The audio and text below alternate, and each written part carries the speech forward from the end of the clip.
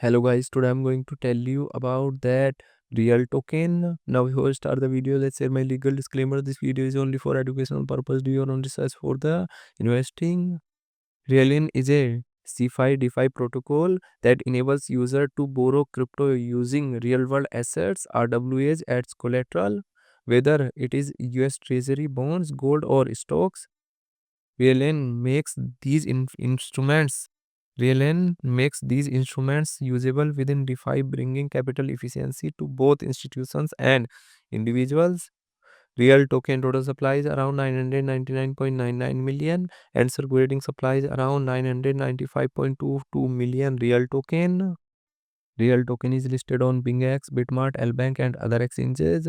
If I share my opinion with you, then this project up to 70% chances is that it is a legit or good project. So guys, don't take my opinion as a financial advice. Do your own research for the investing. Thanks for watching.